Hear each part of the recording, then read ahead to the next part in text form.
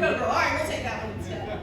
I appreciate you being here. Okay, well, to begin with, if you've spent any time with me, you know that I tend to show up with bad jokes. So I showed up today with 2 therapy jokes, all right? You guys ready for them? Yes. First one is this. Why did the iPhone go to therapy? Anybody have an idea? I don't know. I don't know. There you go. All right, thanks, Jada. Thanks, Jada. It lost its connection or contact and was feeling disconnected, right? Feel free to put that in your pocket, use it some other time, right? And then the second one is a little bit of a true story. My sister Jill actually called me one time when she lived in Philly. Jill's like, this is not a true story, it's not really. But she called me one time when she lived in Philly and she's like, hey Sarah, I signed up at a local loneliness therapy group. And she said, the only problem was I was the only one that showed up. Anyway, I couldn't resist. It was either going to be Annie or Jill. I saw Jill's face a little bit more, so she got that one, all right? So anyway, the good news is what it shows us is there is really an element of just laughter that shows up, I think, in connections with people and in group sessions too, or therapy groups too. Again, let's go ahead and go to my next slide and get this thing going right. We'll get to that, but I want to just say thanks again for coming. And you might have thought my topic today is on the idea of loneliness. And you might think, well, maybe Sarah got the short end of that stick, right? Who wants to show up and talk about loneliness? And really what I discovered in the process of preparing for the talk is there's just some really interesting things on this topic that I think became beneficial for me to understand. And I think hopefully that you guys will see too that it could be really helpful for you too. So we're going to dive in. I was kind of going over my talk last week with one of my friends, and they listened to where I was going, and they said, you know, you're kind of burying the lead in this talk, because they said maybe one of the greatest takeaways is this why right here. In Marta's book, Growing Young, How Friendship, Optimism, Kindness Can Help You Live to 100, she states this fact. She says, she assesses kind of the usual suspects that contribute to our longevity in life, which include diet, exercise. Though she concludes that connection is the most powerful contributor to that. So if you want to live a long life, stay connected to people. So that comes in at 45%. Exercise decreases our risk of death by 26%, and diet up to 24%. So the big game changer for us all is staying connected. Can't hear me? In and out. Okay. Move it down. I can kind of feel it or hear it. Any better? Yeah. If not, I can go to just the regular one. If y'all. It sounds off now. It sounds what off? Yeah. All right. Look, we're all staying connected through this process. Keep it down where you are. Okay. I'll just turn it up. Okay. Sounds good. Thank you, Drew. I'm not sure which one you are, but talk now. Can you hear me now? Christina? Yeah, it's better. Okay, sounds good. Thank you guys. Thanks for letting me know that. Okay, so we're going to jump in by taking a quick inventory of where we currently are. So I want you to listen to these statements. This is UCLA Loneliness Survey. And I want you to think of these things. Is it never I feel this? Is it rarely I feel this? Is it sometimes I feel this? Or is it always I feel this? And most of you might have seen, you have a little notebook in your bag. You can take notes on it. You can kind of mark kind of where you are. It might just help you kind of track where you're going. So again, it's never, rarely, always, sometimes. So here's the first statement. How often do you feel that you're in tune with people around you?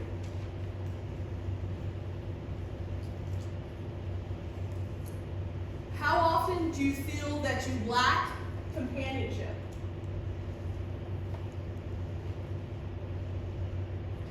How often do you feel that there's no one you can turn to?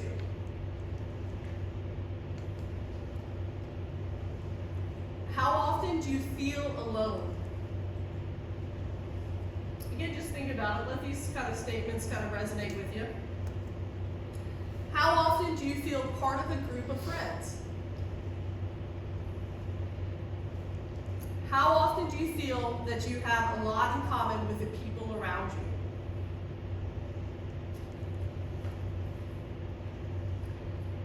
How often do you feel that you're no longer closer to anyone? How often do you feel that your interests and ideas are not shared by those around you? How often do you feel outgoing and friendly? How often do you feel close to people? How often do you feel left out?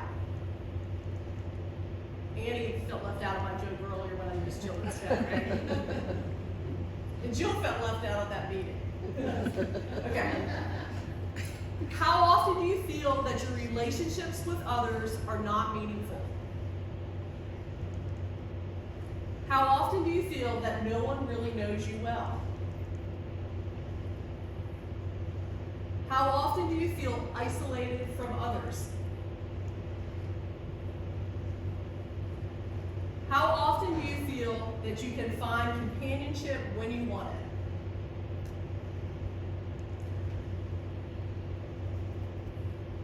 How often do you feel that there are people who really understand you? How often do you feel shy? How often do you feel that people are around you but not with you? I'm trying to stay on point here, but I keep going ahead, right? How often do you feel that there are people you can talk to? And the last one, how often do you feel that there are people you can turn to?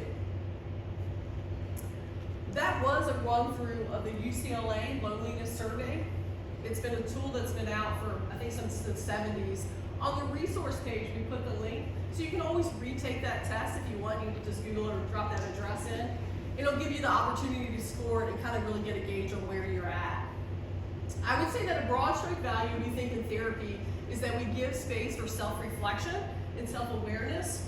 So you might have answered these questions in the survey and landed in the space. All right, I feel fairly connected, right? And part of you might have answered the questions and landed in the space. Well, thanks, that kind of affirms what I already felt, that I'm feeling more disconnected these days. So let's look at the national results. So Cigna in 2018 surveyed over 20,000 US adults, which I thought was pretty good. I didn't realize that the Cigna group actually did a lot of research on loneliness, so that was kind of an interesting thing that I found out in this process. But they surveyed 20,000 US adults and found that the average loneliness score was 44%. So it means there's 44%, if we took this room, 44% of us in this room probably go about most days feeling lonely. I know, right? Interesting, maybe, right? Who knows, right? That's kind of what the research is saying. And so I know Mother Teresa has a quote, and she says maybe kind of loneliness really is the leprosy of the 21st century, right? The idea that we're always with people, but we are still disconnected from people. So in general, I would say that we have, in a sense, a systemic loneliness problem here in the United States if we go off that research. All right, so next we would say that in general, everybody kind of have a gauge where they are. You don't have to share where you think you are, but everybody kind of maybe have a gauge on where they think they are. Okay. So you need awareness first to kind of create the pathway to change, as you see, right? So I want to share something that anybody that's been in a counseling session with me, at some point this comes up. And it's a really helpful tool for us to kind of just understand where we are in the process. And it's just the 4 stages of competency. So we're going to really try to work my technology magic on this one, right? So stages of competency. The first stage is unconscious incompetence. That's the concept that I'm unaware of what I do, and I actually don't even have the skills or the tools to do it if I knew I didn't have it, right? So maybe for an example around connection, it would be this. It could be that, I'm sitting at a table, or a person is sitting at a table, and this person is on their iPhone. There's actually 7 other table, placemats set, and they're unaware that they're there on their phone and nobody else has showed up for the dinner, right? So it's this idea of unconscious incompetence. I'm unaware and I don't have the skills to do it. Next, stage 2 is what we call conscious incompetence, right? All of a sudden there is this awareness You know, I've gained awareness, but I still don't have the skill set. So maybe for me, it would be if you're walking in downtown Shelby and you're going through the court square and you passed me and I was sitting there on a bench and I was reading a book, How to Make Friends. You know, but while I was reading that book, there's everybody else in the park is out with a group of friends frolicking around the city park, right? And so it's one of those that I'm aware that, man, I actually don't think I have any friends. So I'm reading this book to try to gain some competency in it so that I can play it out and put it to use. So that's stage 2, unconscious or conscious incompetence. Stage 3 is the idea of conscious competence. You're aware and you actually have the proficiency to do it. There's an intentionality about it. So this would be an example. It's actually something we did, a group of us at Gardner-Webb, kind of when the pandemic kind of showed up, is that there was an intentionality that once a month, a group of us would get together and play dominoes and have dinner, right? So there was an intentionality between another guy, Micah, and myself to say, we're going to gather some of us on a monthly basis, get together and play dominoes. So that's the idea of conscious competence, right? And then last, which is where we're kind of all trying to get to, right? It's the idea of unconscious competence. It's on the backstroke now. I don't even think about it, right? There's no intention, high level of intention about it. It's just something that's now ingrained in who I am and where I'm showing up in the world. And so this could be that, hey, you know, for several of us maybe as counselors, it feels backstroke to kind of show up and lean in conversation with y'all. So that's an easy space. It could be for you that you just show up at, you know, your neighbor's house. You don't even think about calling them. You just show up there because you know you're welcome and you can chitty chat, right? So all of us, in some way, we're trying to get to that. What's the unconscious competence? You know what I mean? I don't have to think about it, but I have that skill set. Does that make sense to everybody? Anybody already familiar with that concept? No? Maybe it's a tool you take. I think you apply it kind of across the board in many topics in life. Anyway, so we're going to land where it comes naturally to you. So again, our goal today is to help you understand which stage you're in regarding loneliness, connection, and relationships, and from there to begin to move you forward, you know?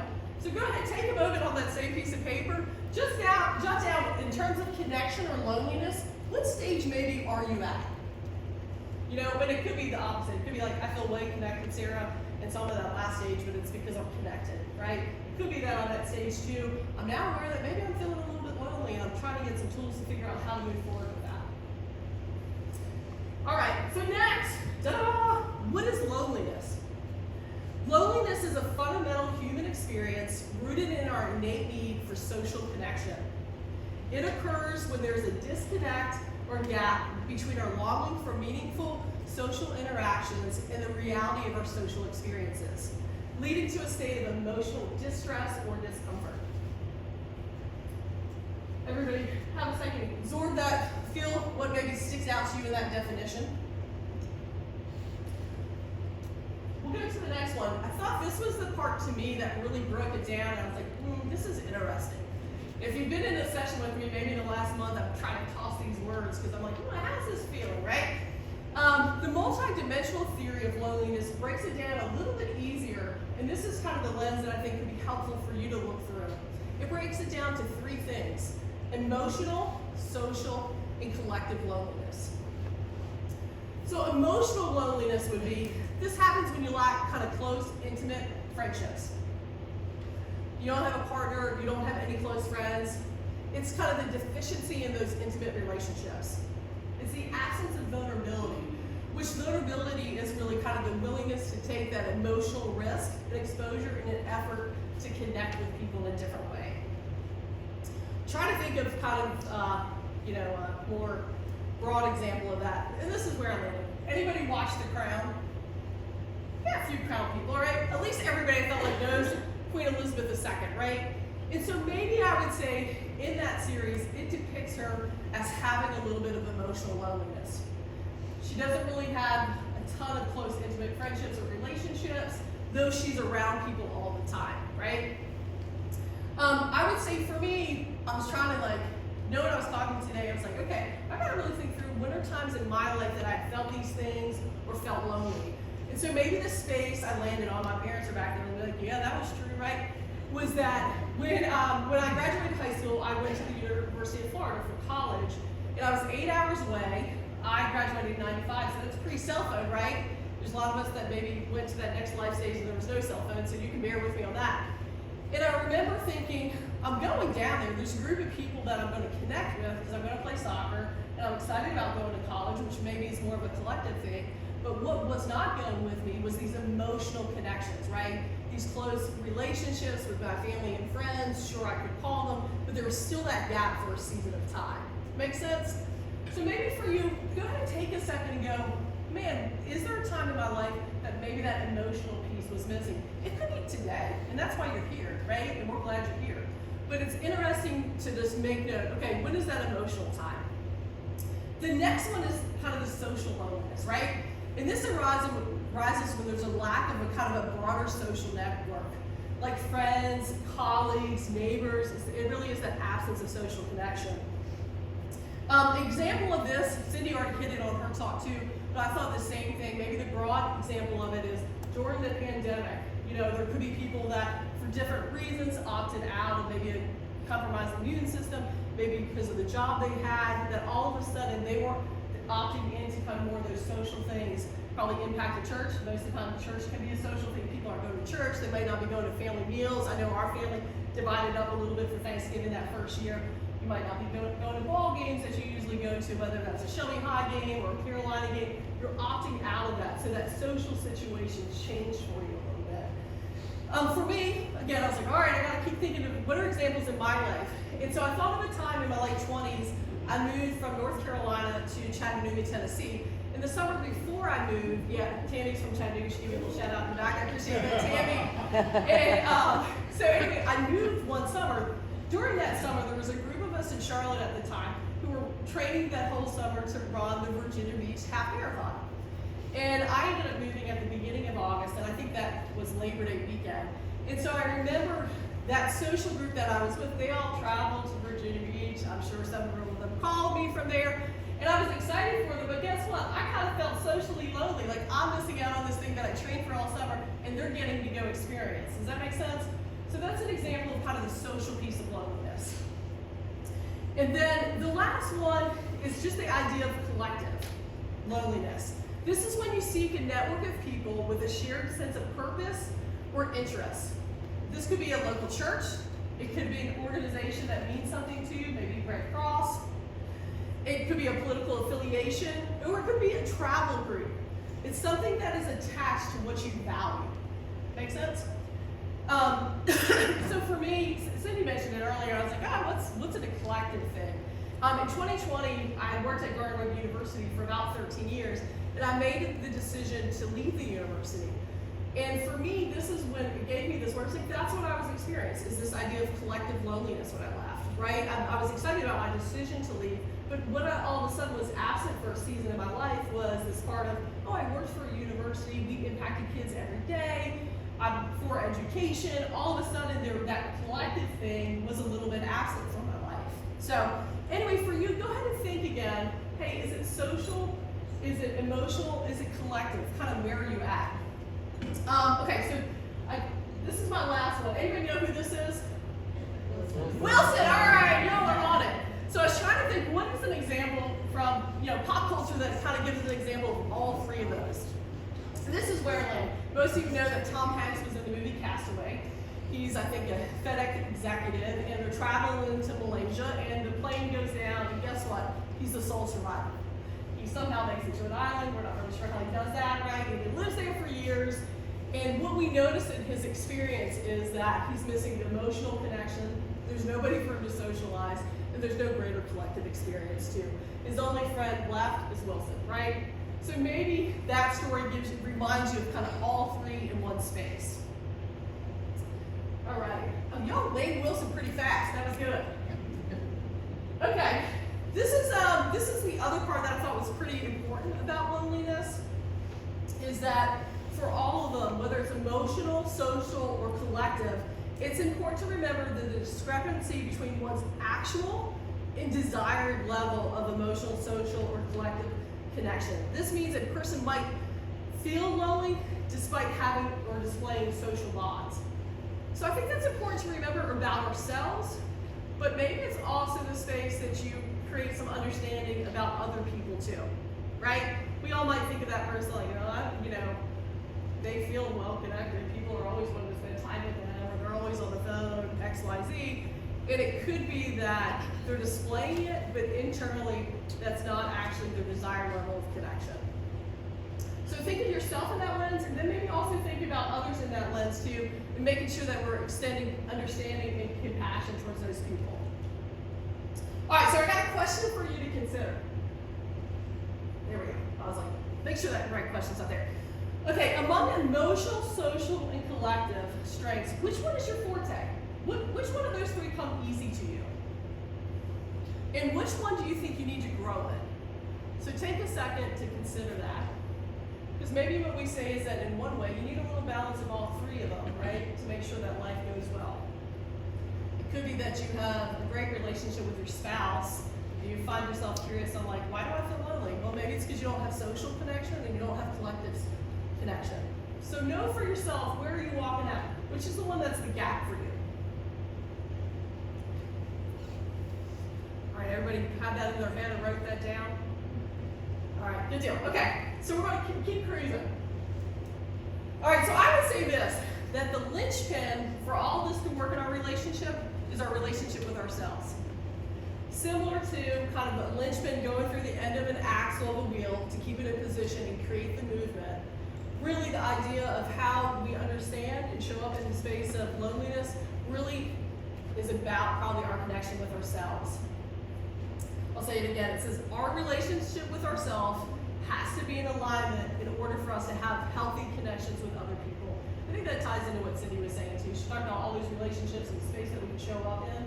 But again, our relationship with ourselves has to be in a healthy space that we're able to connect well with other people too. All right, so I'm going to give you what I call kind of a you pick four. I had a client say this week to me. He said, Sarah, if I had to pick three or I had to pick four about my life, I said, I like that phrase. I'm going to use that in my talk. I stored it. I didn't tell him that, but I thought I liked the way he said that. So this is a you pick four around yourself, okay? One, I want to say to you, what's your default view of yourself? I think that's really important. If I were just to say, hey, what are you thinking about yourself today? What would you answer into that space?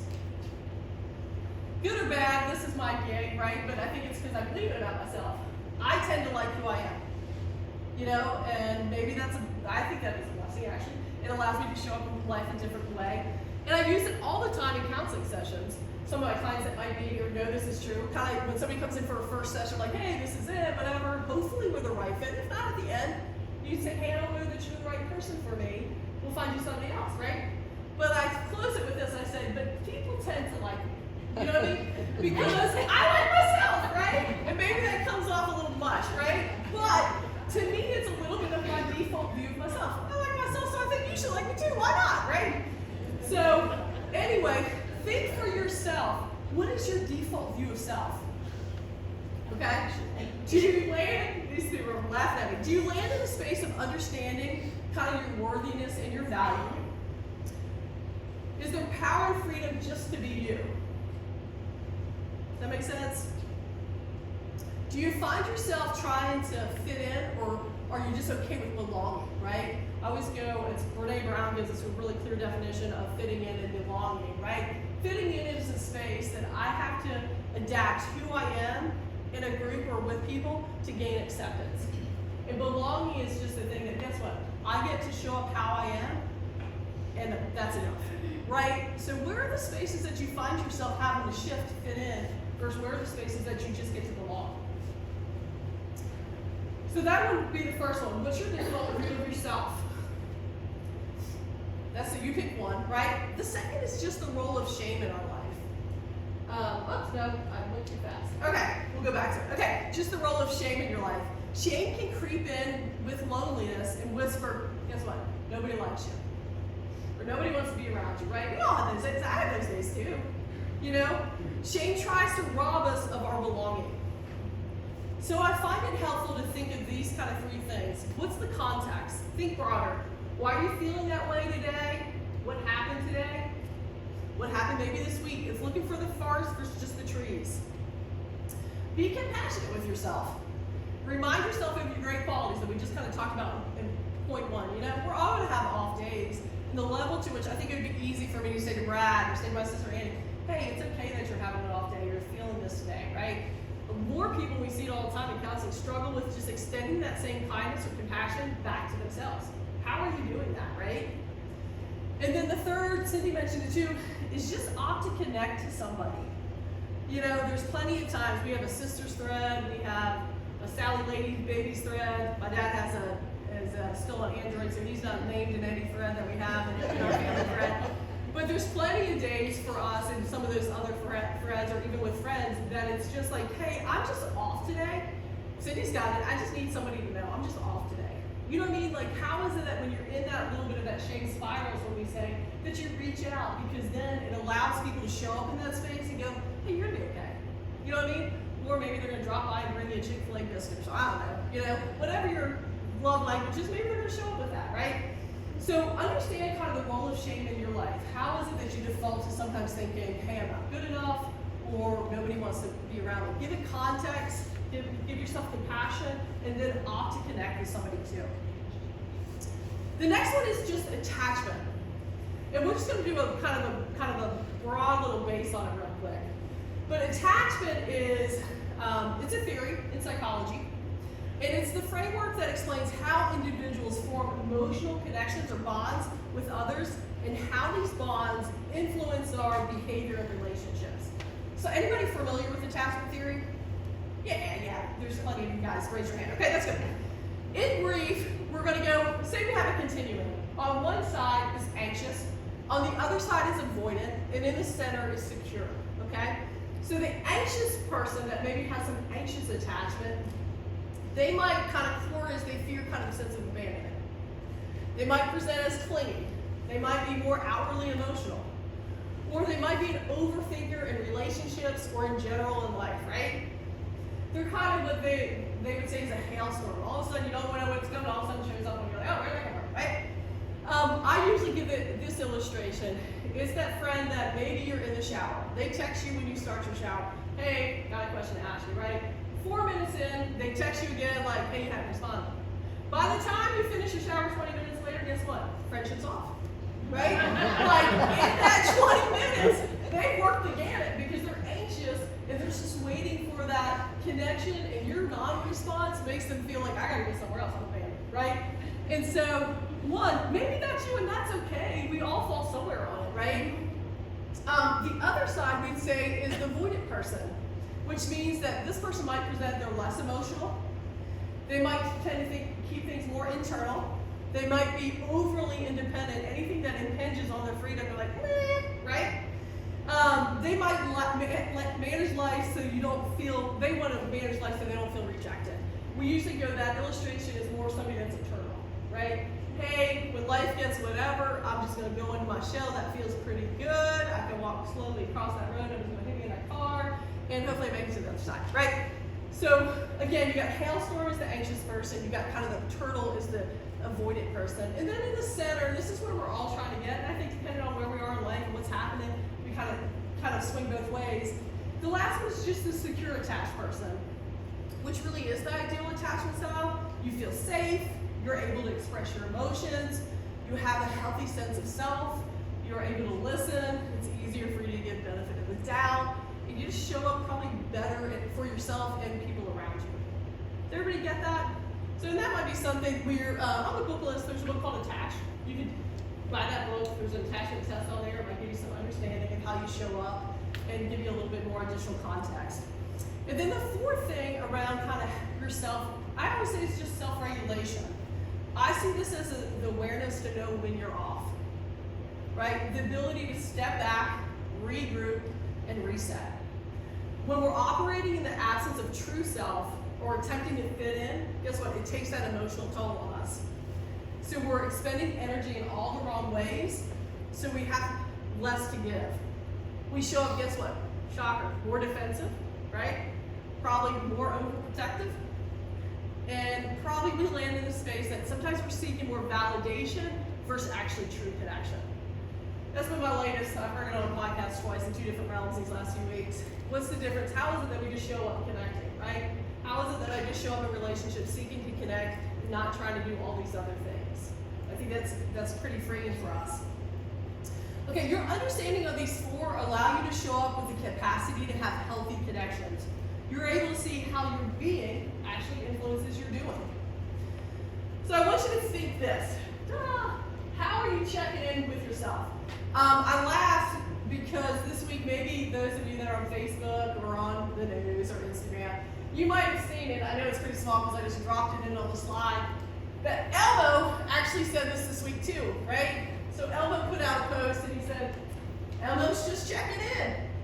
How is everybody doing, right? And this week, people have been answering that on all social platforms, saying how they're doing. The same thing for us. We want you just to check in, you know? Or maybe think of friends, and who knows what Joey says on Friends? How you doing, right? And so, Andy like that, thanks Andy. So anyway, so it is that, how is it that you're checking in on yourself? Let's make sure we're doing that. All right, so take a second. Maybe it's a word that you need to write down. Where am I? How am I checking in on myself? All right, the next is, what are the psychological effects of loneliness? People who experience loneliness tend to have infrequent in-person interactions. They have lower confidence when it comes to their social skills and relationship statuses. There are fair or poor overall physical and mental health, and they just have less balance in their overall life. Loneliness has been associated with decreased resistance in infection, cognitive decline, and mental health conditions such as depression, even Cindy mentioned that earlier, and even dementia. I thought this was interesting too. Loneliness can manifest in many ways. It could be social withdrawal, that's what maybe some of us kind of think sometimes, but it also could be anger, it could also be irritability, or it could also be increased substance use. Some of that is knowing who you are. How is it that it shows up in your life? What are the things that show up, right? If you know me, I go to the chiropractor. I'll share this story. My sister Jill's laughing because she's like, yeah, you do, right? And I went yesterday. I was like, I got to get to the chiropractor, right? And I was sitting there and I was talking to the chiropractor yesterday. I said, really? I said, I never am somebody that has panic attacks or feel much anxiety. But I said, the thing that at times can create a little bit of anxiety for me is that if I think I cannot get to the chiropractor, you know? And so it was Friday afternoon. We had set up in here. I was like, I got to get down to that chiropractor because I do not want to go through the weekend feeling a little anxious that I feel like I need a neck adjustment and I cannot get to that guy, right?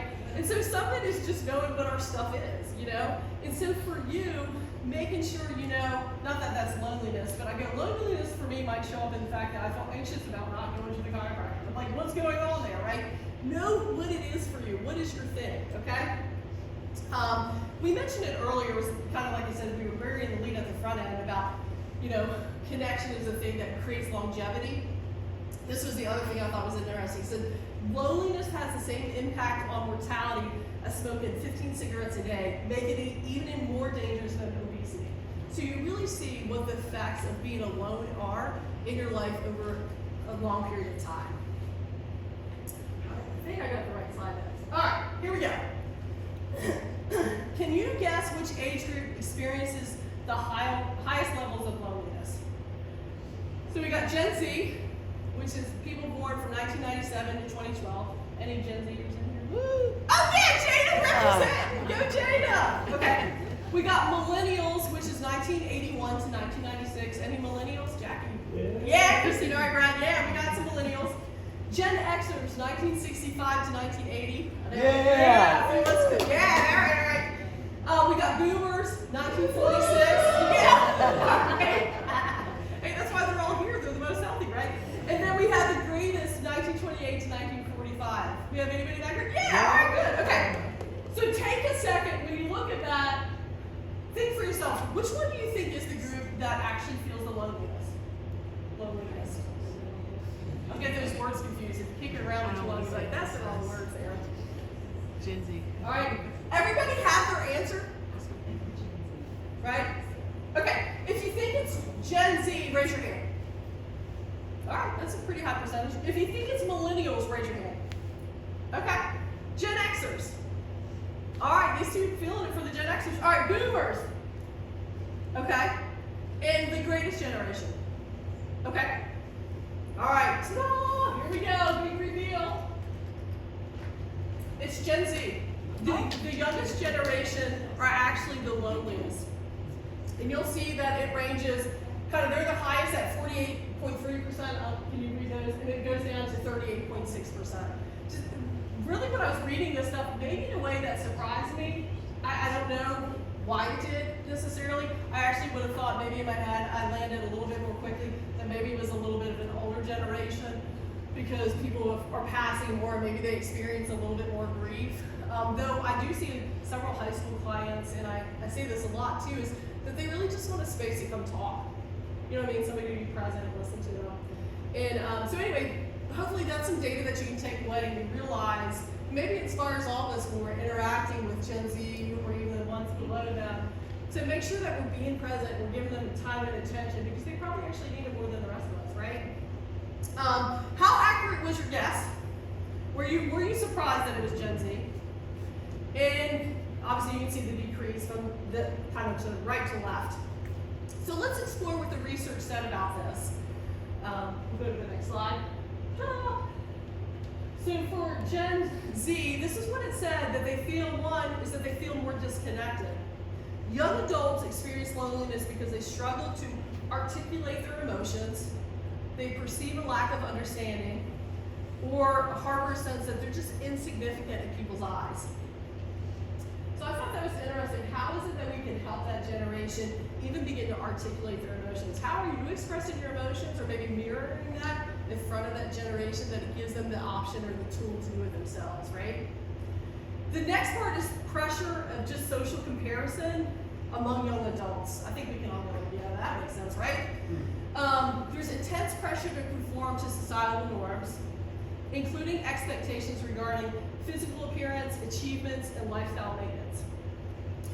Again, another thing that's all trending this week on Instagram was this latest thing called perfect legged legs. Anybody else hear this week? Yeah, I got some head-nods, right? And I was like, what is this? You know? And so I guess what it is that, you know, there's a perceived body figure or leg figure that you have the perfect legs to wear leggings. And what it is doing is it's affecting eating habits of younger females because they want these perfect legged legs, right? And the good news is this: if you see me around town, usually on the weekend, I have leggings on, and I probably don't have those perfect legged legs. But what you can see is that that is something that there is just a pressure to keep up an appearance, or to lean in and fit in versus belonging, right? I gotta fit in, I gotta have the right legs and the right leggings to gain acceptance versus just belonging. I can just be me and get it. Does that make sense? And then the third part is transition between life stages. I think that's an easy sell for all of us. It is the part about, hey, it might be that they're finishing high school and going to college. It could be that they're taking a job away from family. And so it's just the idea of how does this transition affect them being lonely as they kind of make that step in the maturation of their life. So, all right. And then I thought I'd toss some on the other end too. I would say this, that there's middle generations, what the research said, and you go look at the Cigna's loneliness report. It's maybe like 30 or 40 pages. It has some really great content. They had some more just graphs on that stuff. You're always welcome to go check that out. I think I put it on the research page too. So those middle generations, I think, fall somewhere in between is what the research would say. But I thought I'd toss out some of, for the older generations, the boomers and above, what are the things that maybe create loneliness for y'all? So the first one was just the idea of personal health related factors. Maybe the family's more dispersed and impact of losing loved ones. There's decreased mobility, right? Or reduced income because you're more retired. Or just in general, you're coping with more poor health or just chronic conditions that show up that create a little bit more of a loneliness. The second is just the idea of societal and community changes, kind of the diminish of intergenerational living arrangements, and then the mobility of the younger generations from you, they may be living further away, and just overall maybe the less cohesive, supportive community structures. And for these middle generations, like I said, it's kind of somewhere in the middle. All right. So we're going to jump. Let's see, make sure I'm on the right stage. All right. So we're going to hit on social media. I think that's always a buzz. Like, I know where that younger generation is lonely. Most people are like social media, right? But this is actually what the research said, which I thought was helpful. A key study sheds light on this complex dynamic, revealing the influence of social media on loneliness and largely dependent on usage patterns. Heavy social media users show a dichotomy in their experience of loneliness. Those who use it as a means to arrange in-person interactions often report lower levels of loneliness, whereas those who rely on it to substitute for real-life engagement tend to experience increased loneliness. So again, this indicates that while social media has the potential to connect people, its effectiveness in combating loneliness really does hinge on how it facilitates actual rather than virtual social interaction. Make sense? So we maybe use social media in this space to say, hey, come to this conference, right? But the end result was that y'all showed up here and now we're having an interaction like this. And so again, it's how are you using social media? It isn't to leverage an in-person experience versus just stay on a virtual. And that determines how it creates or impacts kind of the idea of loneliness. Let me give you that graph. So you can see heavy users, 43.5, to never users, 41.7. And statistically, there wasn't enough to say that it affects it either way. It goes back to how is it used for. Again, that's the Cigna Loneliness Report. It's definitely worth pulling it off the web, reading it, some really good information. Okay, so what are strategies to combat loneliness? In one of my videos online, I said, what's the secret sauce, right? So maybe the first thing that I think is really the secret sauce is have in-person interactions. Aim for daily. If you can't do it daily, default to it weekly. This could be coming to an event like today, it could be meeting a friend for coffee or lunch, it could be catching up with a family member. This helps release oxytocin, right? Which is the bonding hormone. It releases when we feel connected to people and just spikes us up anyway, right? I'll show you this little graph.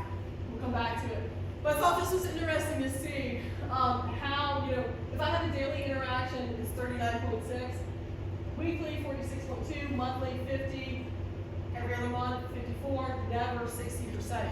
You can see that it really drives down your loneliness if you're interacting with people on a daily basis. How are you getting time with people? The second one, we'll go back to that one. It's just work on your physical and mental health. I think you opted to come today as a space that you're working on your mental health. We're going to come connect, hear some information, maybe take some of that and be able to apply to it. But you might also go, how else is it could be as much as I'm going to choose to get outside every day and walk for 10 minutes. That might be a physical thing that helps your overall kind of idea of loneliness and mental health too. And then the third, like Cindy reached on too, is just, hey, what's the balance, right? When it comes to sleep, I'd say work, I'd toss in purpose in that if you're maybe no longer working. What's your sense of purpose? Family or friends? So it's those three things, but I really focus on that first one. How is it kind of secret sauce? How am I every day in a face-to-face way interacting with somebody? And if that's not happening for me, how can I start making that happen, right? I like what Cindy said, where she said her client was like, nobody's calling me. You know what I mean? It takes, I would say the idea of vulnerability or that emotional connection piece is I'm going to take the emotional risk to make that phone call. I don't know how it's going to go, but I hope it's going to go well, right? But what's that risk that then I have that in-person interaction with people? We must remember that loneliness is a universal experience, yet it manifests uniquely in each of us. It's essential to cultivate self-awareness, acknowledging our feelings without judgment, and understanding that seeking connection is a natural and healthy part of being a human. Strategies like fostering in-person interactions, prioritizing physical and mental health, and striving for balance are crucial steps in combating loneliness. Got one more slide before you up. Okay, so this is something that I do at the end of every session. Brad tells me it would stress him if he was in a session with me. I do it anyway, right? And kind of at the end of every session, I say, hey, what was useful today in our conversation? What are you left thinking? Or hey, what is kind of the imprint? What are you taking home with? And so I want you to think that right now for yourself. You don't have to share it out loud. You can stop me and share it with me later if you want to, right? But go, what in the conversation that we just had for the last 30 minutes, what left the imprint? What feels useful? Maybe it is that, Sarah, I never knew that loneliness could be in 3 categories, that it's emotional, social, and collective. And you know what? I've been missing that collective thing that I used to always have.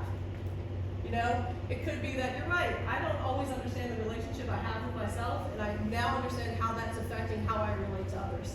You know what? I gotta work at number 3. I don't understand anything about attachment. Let me go look at that, right? So what are you left thinking? What feels useful? Take a second. Everybody got one thing in their head? Yeah? Yeah, good. I like that. Someone gave me some feedback. I like that. Okay. Again, thanks for coming today. Thanks for engaging in such an important conversation around connection and understanding loneliness for ourselves. I'm going to leave you with this little quote that I thought was pretty good. It says, I dreamed about a culture of belonging. I still dream that dream. I contemplate what our lives would be like if we knew how to cultivate awareness, to live mindfully, peacefully. If we learned habits of being that would bring us closer, that would help us build a beloved community. And so hopefully today our goal really is that you feel a sense of togetherness here, that you walk away feeling connected to 1 or 2, 3 people, that you know if you run into me at Food Line or English, you'd be like, hey, I met you at the conference, and I'd stop and talk to you, not run the other way, right? But again, we're glad you're here, you know, and don't run. If I see you, don't turn your head and run. Like, I've never seen you, right? But thanks for your time. I'm going to draw some names too. And then I'll give some more instructions too, as Francis just reminded me.